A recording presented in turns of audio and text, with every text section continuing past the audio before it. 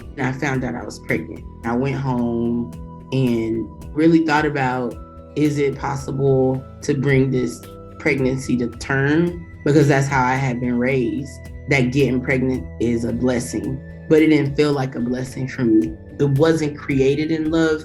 It didn't feel like love in my body.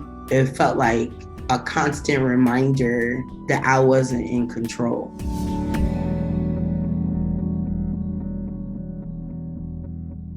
Hey everyone, welcome to Unmuted. My name is Brittany Jones Cooper, and today I'm joined by Cazembe Murphy Jackson, a trans man who is sharing his abortion story to show the importance of upholding Roe v. Wade. Cazembe, can you tell us a little bit about yourself? I am a Southern Black queer trans man. I currently live in Atlanta, but I'm originally from Texas. Can you tell us a little bit about your gender identity journey? I came out as a lesbian when I was 12. That was in 1992. In my teen years, I started to present more masculine. In 2015, I came out as a trans man and started to ask my family and friends to use he pronouns.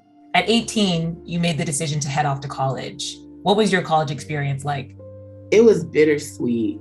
I found good friends that I had never really found before. I pledged a sorority, and that gave me a different level of social clout on campus. And so I was able to have girlfriends and be really gay. Then on the other side, it was in a very rural town in Texas. So there was a lot of homophobia. It sounds like college was an empowering, transformative time, but it also brought some trauma. Definitely. So can you take me back to your junior year and the night you were raped? It was in 2001. These men in this truck approached me, and there were 4 men, but 3 of them got out of the truck.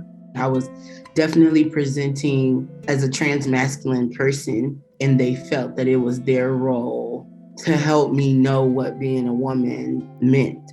That ended in a sexual assault by the 4 of them. I don't know that there is a sexual assault that is not demeaning, but this was outside in the grass, just no regard for my own humanity.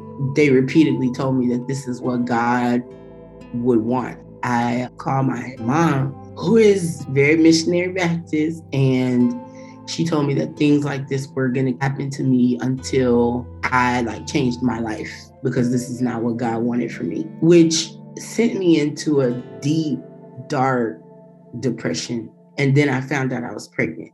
When you discovered you were pregnant, can you take us through some of the emotions you felt? There were multiple points where I didn't want to be here anymore. I had a lot of feelings about what it would mean to walk around pregnant in the world, but also what would it mean to raise a baby that was conceived in such a hateful way?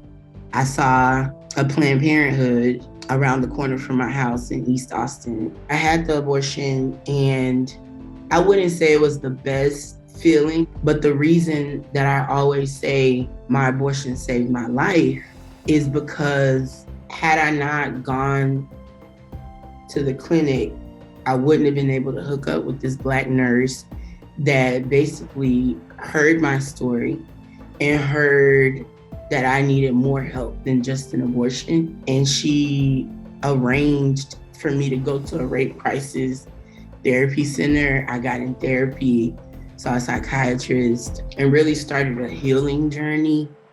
Statistics show that hundreds of trans and non-binary people receive abortion care every single year. But do you feel like those communities are left out of the conversation? I do feel like we're left out of the conversation. When and if Roe v. Wade is overturned, anybody who is able to create a pregnancy in their body is going to be impacted. And people who are already marginalized will be even more impacted, because that's just how oppression works. When we talk about access, we don't just mean not overturning Roe v. Wade. We mean abortion is healthcare. So make it covered under insurance or Medicare. so folks can actually truly have access to it. If the Supreme Court does overturn Roe v. Wade, how ready are you to fight? Oh, I'm ready. Right now, they're coming for abortion rights. But if you feel like it doesn't affect you, soon something is going to be in your lane and you're going to wish that you had been in this fight from the beginning. So join now. Well, I want to thank you for sharing your story today. It is incredibly powerful, and there's so much bravery in speaking out and sharing your story. So thank you for joining us, Cazembe. Thank you so much. Thank you so much for having me.